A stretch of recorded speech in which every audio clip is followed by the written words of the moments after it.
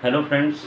SSC JEE UPPCL या जो polytechnic के जो सेमेस्टर एग्जाम्स हो रहे हैं, जैसे फोर्थ सेमेस्टर इलेक्ट्रॉनिक्स और इलेक्ट्रिकल ब्रांच के, उसमें इंडस्ट्रियल इलेक्ट्रॉनिक्स एंड कंट्रोल या industrial electronics and transducer chapter से जो इंपॉर्टेंट ऑब्जेक्टिव टाइप के क्वेश्चंस या एमसीक्यू जो क्वेश्चंस इंपॉर्टेंट जो होते हैं, उनके सोल्यूशंस को लेकर के हम आज इस वीडियो में लेकर आए हैं। तो आइए स्टार्ट करते हैं कुछ इंपॉर्टेंट्स। पावर इलेक्ट्रॉनिक्स, जो कि इलेक्ट्रिकल और इलेक्ट्रॉनिक्स ब्रांच का काफ़ी कोर सब्जेक्ट होता है, उनके मोस्ट इंपॉर्टेंट एमसीक्यू क्वेश्चंस को। तो आइए वीडियो को स्टार्ट करते हैं। फ्रेंड्स, क्वेश्चन स्क्रीन पे दिख रहा होगा। इसमें पहला क्वेश्चन है, चॉपर के रूप में सोचा जा सकता है। क्वेश्चन है कि चॉपर जो कोई होता है वह किस रूप में सोचा जा सकता है या चॉपर को किसके इक्विवेलेंट माना जा सकता है। ऑप्शन दिया है डीसी इनपुट के साथ इन्वर्टर, दूसरा है एक एसी ट्रांसफार्मर के डीसी समकक्ष, तीसरा है डायोड डिस्टकारी, चौथा है एक प्रेरण मोटर के डीसी समकक्ष। चॉपर्स होते हैं वो चॉपर, जैसे जो डीसी चॉपर्स होते हैं, डीसी चॉपर्स, ये डीसी चॉपर्स टू टाइप्स के होते हैं, एक स्टेप डाउन और एक होता है स्टेप अप टाइप का।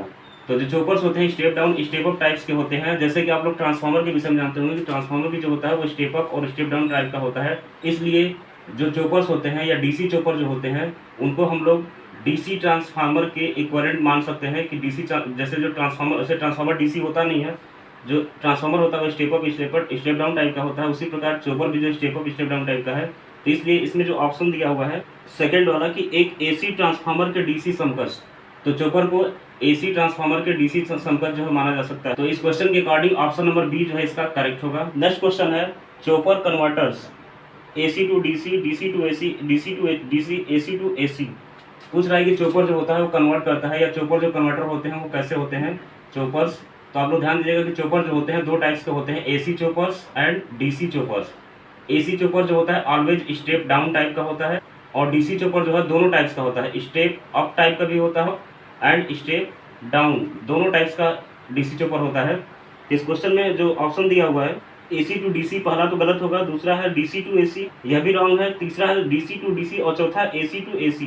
तो इसमें ऑप्शन नंबर सी और ऑप्शन नंबर डी दोनों करेक्ट है। लेकिन इसमें अगर बेस्ट ऑप्शन को चूज किया जाए तो इसमें ऑप्शन नंबर सी सही होगा, क्योंकि चॉपर जो होता है दो टाइप्स का होता है, जो कि step up DC chopper and step down DC chopper. तो इसलिए इसका ऑप्शन नंबर सी जो है ज़्यादा करेक्ट माना जाएगा ऑप्शन नंबर 4 के कंपेरिजन। इसमें थर्ड क्वेश्चन है, चॉपर सर्किट में किस उपकरण का उपयोग किया जा सकता है। पूछ रहा है कि जो चॉपर सर्किट होती है उसमें किस कंपोनेंट्स का यूज किया जाता है। इसमें चार ऑप्शन दिया है, बीजेटी, मॉसफेट, जेटीयू। जैसे इसमें ऑप्शन दिया है बीजेटी, मॉसफेट, जीटीयू, इसे गेट टर्न ऑफ ट्रांजिस्टर कहा जाता है। तो चॉपर्स को डिजाइन करने के लिए बेसिकली इन तीनों कंपोनेंट्स का इस्तेमाल किया जाता है। बीजेटी का भी यूज करके बनाया जा सकता है, मॉसफेट का भी और जेटीयू का भी बनाया जा सकता है। तो इसमें तीनों ऑप्शन दिया है और लास्ट में दिया ऑल ऑफ द मेंशन्ड, यानी कि इसका ऑप्शन नंबर डी करेक्ट होगा। चौथा क्वेश्चन जो है उसमें पूछ रहा है कि a chopper is a, chopper जो होता है क्या होता है, time ratio controller, AC to DC converter, DC transformer, high speed semiconductor switch. इसमें देखिए पहला ऑप्शन तो गलत है, टाइम रेशियो कंट्रोलर नहीं होता है, पहला जो है इसका रॉन्ग है। दूसरा दिया है AC to DC converter, B वाला ऑप्शन भी जो है इसका रॉन्ग है।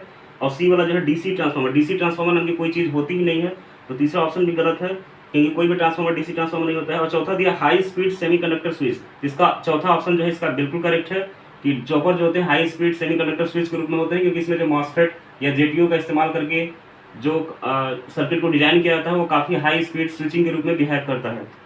फ्रेंड्स, नेक्स्ट क्वेश्चन दिया है जो कि काफ़ी ज़्यादा इंपॉर्टेंट क्वेश्चन है, ऐसा क्वेश्चन काफ़ी ज़्यादा एग्जाम में आता भी है। पूछ रहा है कि एक स्टेप डाउन चॉपर में यदि VS इक्वल टू 100 वोल्ट और चॉपर 75% के ड्यूटी साइकिल पर संचालित होता है तो आउटपुट वोल्टेज क्या होगी। पूछ रहा है कि एक स्टेप डाउन टाइप का डीसी चॉपर है, कोई डीसी चॉपर है और यह डीसी चॉपर जो है स्टेप डाउन टाइप का है, स्टेप डाउन टाइप का है। तो स्टेप डाउन डीसी चॉपर में जो आउटपुट वोल्टेज प्राप्त होता है उसका फॉर्मूला होता है डेल इंटू VS, जहाँ पर VS जो होती है इनपुट पावर सप्लाई होती है और डेल जो होता है ड्यूटी साइकिल होता है। तो क्वेश्चन में जो दिया हुआ है कि इसमें VS का मान 100 वोल्ट दिया है और चॉपर जो है वो 75% ड्यूटी साइकिल पर संचालित हो रहा है, यानी कि कंडक्ट कर रहा है, यानी कि ड्यूटी साइकिल का मान जो दिया है 75%। तो 75% का मतलब इसे अगर रेशियो में कन्वर्ट करेंगे तो आएगा 0.75 और VS का मान दिया है 100 वोल्ट। तो इसलिए इसका आउटपुट वोल्टेज पूछा है, तो आउटपुट वोल्टेज क्या हो जाएगा इसका 75 वोल्ट हो जाएगा। तो इसका ऑप्शन नंबर कौन सा सही होगा, इसका ऑप्शन नंबर बी जो है करेक्ट हो जाएगा। नेक्स्ट क्वेश्चन पूछ रहा है स्टेप अप चॉपर की आउटपुट वोल्टेज क्या होगी। स्टेप अप चॉपर जो होता है उसका फॉर्मूला पूछ रहा है कि आउटपुट वोल्टेज का फॉर्मूला क्या होता है। यदि ए जो है यहाँ पर ड्यूटी साइकिल के रूप में अगर ले रहा है ड्यूटी साइकिल, तो पूछ रहा है कि इस स्टेप अप चॉपर की जो है आउटपुट वोल्टेज का एक्सप्रेशन क्या होगा। इसे अल्फा माना जा सकता है, अल्फा के रूप में दिया है एक्चुअली में। तो आप लोग ध्यान दीजिएगा कि जो स्टेप अप टाइप के जो डीसी चॉपर्स होते हैं, DC choppers, in step up DC choppers की जो आउटपुट वोल्टेज होती है, आउटपुट वोल्टेज का डायरेक्टली एक्सप्रेशन होता है कि Vs/1 माइनस अल्फा के रूप में होता है, जहाँ पे अल्फा क्या है, ड्यूटी साइकिल है। तो इसमें ऑप्शन नंबर कौन सा करेक्ट होगा? ऑप्शन नंबर इसका सी करेक्ट हो जाएगा, option number C. Friends next question पूछ रहा है, यह भी काफी ज्यादा इंपॉर्टेंट है। पूछ रहा है कि स्टेप अप चॉपर के लिए आउटपुट वोल्टेज का पता लगाइए जब इसे 50% और Vs इक्वल टू 240 वोल्टेज की ड्यूटी साइकिल पर संचालित किया जाता है। तो क्वेश्चन में पूछ रहा है स्टेप अप चॉपर के लिए। तो स्टेप अप चॉपर के लिए अभी आप लोगों को आउटपुट का जो फॉर्मूला बताए थे, स्टेप अप जो चॉपर्स होते हैं इनके आउटपुट वोल्टेज का जो एक्सप्रेशन होता है, output equal to Vs/1 minus alpha के रूप में होता है। तो इसमें पूछ रहा है कि Vs का मान जो है 240 वोल्ट दिया है और इसे 50% ड्यूटी साइकिल का भी मान दिया है। तो 50% ड्यूटी साइकिल का मतलब है 50% ड्यूटी साइकिल का मतलब है 0.5 वैल्यू, 50 वैल्यू। तो इसलिए इसका आउटपुट वोल्टेज का मान आ जाएगा 240 वोल्टेज, 240 वोल्ट बटा के 1 माइनस जो हो जाएगा अल्फा का मान हो जाएगा 0.5। इसकी यहाँ पर वैल्यू रखेंगे तो हो जाएगा 240 अपॉन 1 माइनस अल्फा करेंगे तो इसका वैल्यू आएगा 0.5। तो इसे अगर सॉल्व करेंगे तो इसकी वैल्यू हो जाएगी 480। तो आउटपुट वोल्टेज का मान हो जाएगा 480 वोल्ट। इसमें नेक्स्ट क्वेश्चन दिया है कि यदि स्टेप अप चॉपर का स्विच हमेशा खुला रखा जाए तो आइडियल रूप से, आदर्श रूप से क्या होगा। कोई एक स्टेप अप चॉपर है और इस स्टेप अप चॉपर का को जो है इसका स्विच जो है ऑलवेज जो है इसे ओपन रखा जाए। इसका जो स्विच है यह ऑलवेज अगर ओपन रखा जाए, ओपन का मतलब है कि स्विच जो है नॉर्मली क्या है, कंटिन्यूअस ऑन ऑफ रहे, कंटिन्यूअस इसका स्विच जो है ऑफ रहे, तो आउटपुट वोल्टेज का एक्सप्रेशन क्या होगा। और यदि यह स्टेप अप चॉपर जो है वो आइडियल स्टेप अप चॉपर है, आइडियल रूप से अगर इस चॉपर को माना जाए तो आइडियल जो chopper DC step up chopper होते हैं उनका स्विच अगर ऑलवेज ओपन रहेगा, यानी कि स्विच इसका कंटिन्यूअस अगर ऑफ रहेगा, तो प्रैक्टिकली अगर चॉपर होगा तो प्रैक्टिकली चॉपर का मतलब है कि उसमें जो स्विच अगर ऑफ रहेगा तो उसमें सर्किट सप्लाई जो है, सोर्स सप्लाई जो है लोड पर जाएगी ही नहीं। तो आउटपुट वोल्टेज का मान जो है इसका मान 0 हो जाएगा अगर प्रैक्टिकली जो स्टेप अप चॉपर्स होते हैं उनके लिए। लेकिन क्वेश्चन आइडियल चॉपर के लिए पूछा है, तो आइडियल चॉपर जो होते हैं स्टेप अप चॉपर में, स्टेप अप चॉपर जो होते हैं इनका जो आउटपुट वोल्टेज का मान होता है ऑलवेज जो है greater than or equal to Vs के बराबर होता है और इनपुट वोल्टेज के बराबर। तो अगर आइडियल डीसी चॉपर होगा तो आइडियल डीसी चॉपर के लिए आउटपुट वोल्टेज का मान भले ही स्विच ऑफ रहेगा लेकिन आउटपुट वोल्टेज का मान कम से कम इनपुट वोल्टेज के बराबर जरूर होगा अगर आइडियल चॉपर के रूप में सर्किट माने जाए तब। लेकिन प्रैक्टिकली जो अगर चॉपर होगा तो उसके लिए जो है आउटपुट वोल्टेज का मान जो है 0 हो जाएगा और आइडियल के लिए जो है इसका वोल्टेज का मान जो है वह Vs के बराबर होगा। तो इसमें ऑप्शन नंबर कौन सा सही होगा? इसमें ऑप्शन नंबर होगा सी वाला करेक्ट होगा। इसमें नेक्स्ट क्वेश्चन है, यदि स्टेप अप चॉपर का स्विच हमेशा बंद रखा जाए तो आइडियल रूप से क्या होगा। नेक्स्ट क्वेश्चन जो है प्रीवियस क्वेश्चन का अपोजिट क्वेश्चन है। इसमें पूछ रहा है कि कोई स्टेप अप चॉपर है और इस स्टेप अप चॉपर का जो स्विच है वह ऑलवेज जो है बंद रखा जाए। ऑलवेज बंद का मतलब है कि स्विच कंटिन्यूअस इसका ऑन रहे। तो आइडियल रूप से अगर ये इस चॉपर को जो आइडियली चॉपर माना जाए तो आइडियली चॉपर के लिए अगर स्विच ऑन रहेगा तो इसका आउटपुट वोल्टेज का मान जो है इनफाइनाइट हो जाएगा, काफी ज्यादा होगा। और प्रैक्टिकली जो चॉपर होंगे, प्रैक्टिकल चॉपर का जो आउटपुट वोल्टेज का मान जो है वेरी हाई हो जाएगा। तो आइडियल के लिए जो है आउटपुट वोल्टेज का मान जो है स्विच कंटिन्यूअस ऑन रहने पर इनफाइनाइट के बराबर होता है। नेक्स्ट क्वेश्चन 10th क्वेश्चन को 10वें क्वेश्चन को देखें तो इससे पूछ रहा है कि 3 फेज साइक्लो कन्वर्टर में रिडक्शन फैक्टर इज। तो आप लोग ध्यान दीजिएगा कि जो 3 फेज जो साइक्लो कन्वर्टर्स होते हैं इनका जो रिडक्शन फैक्टर का जो फॉर्मूला होता है, रिडक्शन फैक्टर बराबर होता है output frequency upon input frequency, output frequency upon input frequency, इसका डायरेक्टली जो है फॉर्मूला होता है। इसमें ऑप्शन कौन सा दिया है? इसमें ऑप्शन नंबर अगर बी को देखें तो ऑप्शन नंबर बी में दिया है इनपुट फ्रीक्वेंसी बटा के आउटपुट फ्रीक्वेंसी के पावर दिया है 1 - 1। इसको अगर इसे सॉल्व करेंगे तो यही वैल्यू आएगा, आउटपुट फ्रीक्वेंसी बटा के input frequency. Friends next question दिया है कि एसएमपीएस का उपयोग के लिए किया जाता है। एसएमपीएस का मतलब है स्विच्ड मोड पावर सप्लाई। और पावर सप्लाई जो होती है किसके लिए यूज किया जाता है? पहला दिया है एसी बिजली, नियंत्रित एसी बिजली की आपूर्ति करना, दूसरा दिया नियंत्रित डीसी बिजली की आपूर्ति करना, तीसरा डीसी पावर का भंडारण, चौथा दिया है एक सोर्स से दूसरे सोर्स पर स्विच करना। तो एसएमपीएस जो होती है बेसिकली जो होती है डीसी सोर्स के लिए जो है या डीसी सोर्स के रूप में इसका इस्तेमाल किया जाता है जब पावर का फेलियर होता है, लाइक के बैटरी के रूप में होता है। तो इसका ऑप्शन कौन सा करेक्ट होगा? इसका ऑप्शन जो होगा बी करेक्ट होगा, नियंत्रित डीसी बिजली की आपूर्ति प्राप्त करना। नेक्स्ट क्वेश्चन को अगर देखें तो नेक्स्ट क्वेश्चन पूछ रहा है कि स्टैटिक यूपीएस को की आवश्यकता होती है केवल दृष्टिकारी की, केवल इन्वर्टर और रेक्टिफायर दोनों, इनमें से कोई नहीं। एसी एप्लीकेशन डीसी एप्लीकेशन में काफ़ी ज़्यादा किया था। इसमें जो इनपुट के रूप में अगर एसी वोल्टेज देते हैं तो यह डीसी इसमें कन्वर्टेड होती है। इसमें जो बैटरी लगी होती है, बैटरी को एसी को डीसी बदलने के लिए रेक्टिफायर लगा होता है। देन उसके बाद डीसी को एसी बदलने के लिए इसमें जो है इन्वर्टर लगा होता है। तो यूपीएस में जो होते हैं दोनों चीज़ों की रिक्वायरमेंट पड़ती है, रेक्टिफायर और इन्वर्टर दोनों की। नेक्स्ट क्वेश्चन पूछ रहा है 13 क्वेश्चन, 13वां क्वेश्चन है यूपीएस सिस्टम में आमतौर पर किस बैटरी का उपयोग किया जाता है? NC battery. यूपीएस में पूछ रहा है कि एनसी बैटरी का, लिथियम आयन का, लीड एसिड का या फिर सभी का। तो आप लोग ध्यान दीजिएगा कि जो यूपीएस होते हैं, ये रोटेटर पावर सप्लाई, इनके लिए जो सबसे बेस्ट बैटरी होती है वह लीड ऑक्साइड की होती है, पॉपुलर बैटरी होती है और इसकी एफिशिएंसी काफ़ी बेटर होती है। यह चार्जेबल बैटरी होती है। तो यूपीएस के लिए जो है लीड एसिड बैटरी का जो है इस्तेमाल किया जाता है। नेक्स्ट क्वेश्चन जो है 14वें क्वेश्चन को अगर देखें तो पूछ रहा है कि डैश को single phase static AC switch के रूप में इस्तेमाल किया जाता है। AC static switch. तो एसी स्टैटिक स्विच के लिए जो बेसिकली यूज किया जाता है वह ट्राइक यूज किया जाता है। ट्राइक का इस्तेमाल जो होता है बेसिकली जो होता है एसी स्टैटिक स्विच के रूप में होता है। ये काफ़ी पॉपुलर जो है पावर इलेक्ट्रॉनिक्स कंपोनेंट होता है। तो इसमें ऑप्शन नंबर इसका जो है डी करेक्ट होगा। इसमें नेक्स्ट क्वेश्चन पूछ रहा है कि का उपयोग डीसी स्टैटिक स्विच के रूप में किया जाता है। आप लोग ध्यान दीजिएगा कि जो डीसी स्टैटिक स्विच होते हैं, डीसी स्टैटिक स्विच के रूप में जो होता है काफ़ी कई कंपोनेंट्स का इस्तेमाल किया जाता है। लाइक के इसमें दिया है JTO transistor, both JTO and transistor, और चौथा दिया है ट्रायप।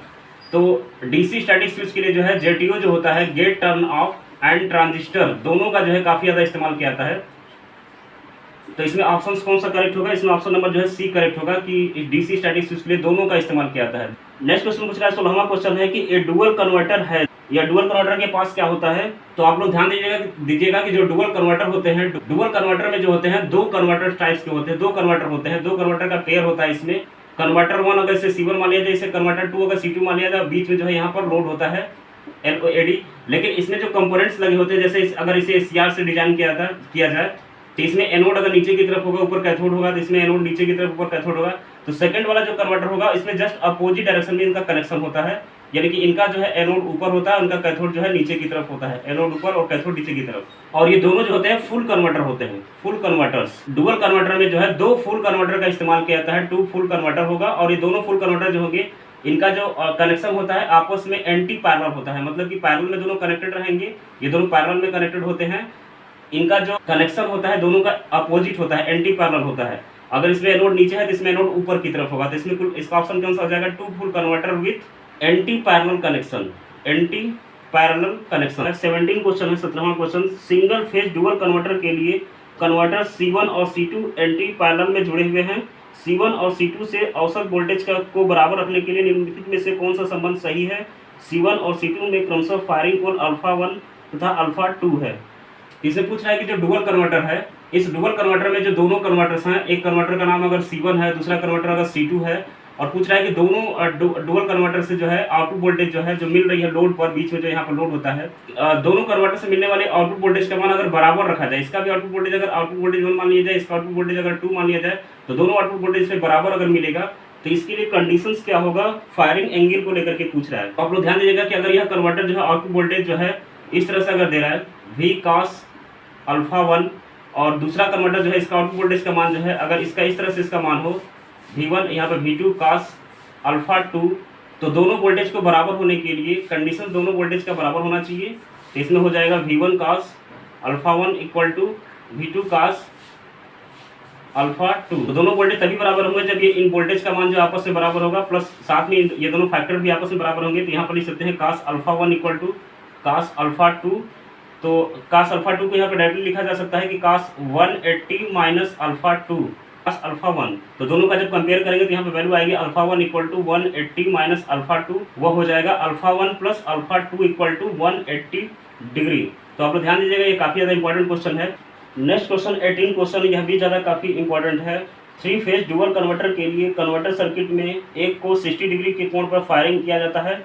दोनों कन्वर्टर सर्किट में समान औसत आउटपुट वोल्टेज प्राप्त होने के लिए अन्य कन्वर्टर सर्किट के लिए फायरिंग कोण का मान क्या होगा? डुअल कन्वर्टर में जो है अगर एक कन्वर्टर का जो फायरिंग एंगल जो है अगर इसको 60 डिग्री पर इसे फायर किया जाता है, तो दूसरा जो कन्वर्टर C2 होगा इसके α2 का मान क्या होगा? तो अभी आप लोगों को कंडीशन बताया था कि डुअल कन्वर्टर में सेम आउटपुट वोल्टेज दोनों कन्वर्टर से प्राप्त होने के लिए दोनों के फायरिंग एंगल का जो रिलेशन होता है α1 प्लस α2 इक्वल टू 180 डिग्री होता है। तो इसमें α1 का मान जो है 60 डिग्री है, यहाँ पर रखेंगे तो α2 का जो मान आ जाएगा वह हो जाएगा 180 माइनस 60 डिग्री बराबर हो जाएगा 120 डिग्री। 19वां क्वेश्चन है, 19 क्वेश्चन है, यदि V1 और V2 डुअल कन्वर्टर में दो कन्वर्टर सर्किट की इंस्टेंटेनियस वोल्टेज है तो आउटपुट वोल्टेज क्या होगी। यह नेक्स्ट क्वेश्चन जो है डुअल कन्वर्टर को लेकर के है। डुअल कन्वर्टर में जो होता है जैसे कन्वर्टर 1 और कन्वर्टर 2 है, कन्वर्टर 1 के लिए अगर इंस्टेंटेनियस वोल्टेज को V1 माना जाए और कन्वर्टर 2 के लिए इंस्टेंटेनियस वोल्टेज का मान अगर V2 होगा, तो पूछ रहा है कि इन दोनों वोल्टेज से जो आउटपुट वोल्टेज प्राप्त होगा वो क्या होगा। तो आप लोग ध्यान दीजिएगा, इंस्टेंटेनियस वोल्टेज V1 और V2 होगा तो इनका जो आउटपुट वोल्टेज होता है इन दोनों का एवरेज वैल्यू होता है, यानी कि आउटपुट जो होता है वो एवरेज वैल्यू होता है। तो आउटपुट जो एवरेज आ जाएगा इन दोनों का आएगा V1 प्लस V2 बटा के 2। इसका ऑप्शन नंबर कौन सा करेक्ट होगा, इसका ऑप्शन नंबर जो है बी करेक्ट होगा। दोनों का जो आउटपुट वोल्टेज प्राप्त होता है दोनों की वजह से वह दोनों वोल्टेज का एवरेज वोल्टेज होता है। इसमें 20वां क्वेश्चन इंपॉर्टेंट काफी ज्यादा है, पूछ रहा है कि जेटीओ का उपयोग करने वाले VSI वोल्टेज सोर्स इन्वर्टर जिसे कहते हैं को किसके द्वारा बंद किया जाता है। तो क्वेश्चन पूछ रहा है कि कोई जो है वोल्टेज सोर्स इन्वर्टर है, वोल्टेज सोर्स इन्वर्टर, और यह वोल्टेज सोर्स इन्वर्टर जो है अगर इसको जो है बनाने के लिए डिजाइन करने के लिए अगर जेटीओ का इस्तेमाल किया गया है, गेट टर्न ऑफ का इस्तेमाल किया गया है, तो इसको ऑफ करने के लिए यानी कि इस इन्वर्टर को का स्विच जो है इसे ऑफ करने के लिए, इसका स्विच ऑफ करने के लिए, तो आप लोग ध्यान दीजिएगा कि इसका यह जो है इन्वर्टर डिजाइन किया गया है जेटीओ से, यानी कि गेट टर्न ऑफ से। तो अगर इसके गेट पर नेगेटिव वोल्टेज अप्लाई कर दिया जाए, इसमें जेटीओ जो लगा हुआ है इसके गेट पर जो अगर नेगेटिव डीसी वोल्टेज अगर अप्लाई कर दिया जाए, नेगेटिव डीसी वोल्टेज, तो यह जो है इन्वर्टर ऑफ हो जाएगा, क्योंकि यह गेट टर्न ऑफ है, गेट से ही यह ऑन होगा, गेट से ही ऑफ होगा। अगर गेट पर जो है अगर पॉजिटिव वोल्टेज अप्लाई किया जाएगा तो यह जो इन्वर्टर ऑन हो जाएगा, लेकिन नेगेटिव वोल्टेज जैसे अप्लाई करेंगे तो यह इन्वर्टर जो है ऑफ हो जाएगा। नेक्स्ट क्वेश्चन भी काफी ज्यादा इंपॉर्टेंट है, यह पूछ रहा है 21 वाला क्वेश्चन कि IGBT का उपयोग करने वाले VSI को किसके द्वारा बंद किया जाता है। तो नेक्स्ट क्वेश्चन जो है प्रीवियस क्वेश्चन की तरह ही है, इसमें पूछ रहा है कि अगर कोई वोल्टेज सोर्स इन्वर्टर है, वोल्टेज सोर्स इन्वर्टर, और यदि यह इन्वर्टर जो है IGBT से डिजाइन किया गया है, IGBT से बनाया गया है, IGBT का मतलब है इंसुलेटेड गेट बाइपोलर ट्रांजिस्टर। तो इंसुलेटेड गेट बाइपोलर ट्रांजिस्टर से अगर यह इन्वर्टर बना है तो इस इन्वर्टर को जो है नॉर्मली ऑफ करने के लिए, इसका स्विच जो है ऑफ करने के लिए क्या करना पड़ेगा।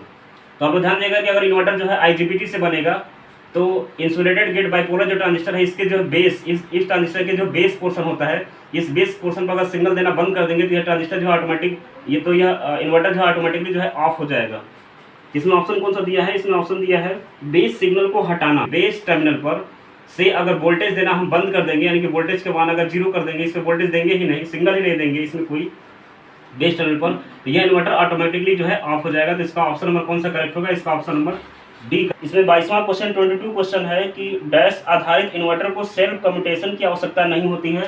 तो आप लोग ध्यान देगा कि जो इन्वर्टर्स होते हैं,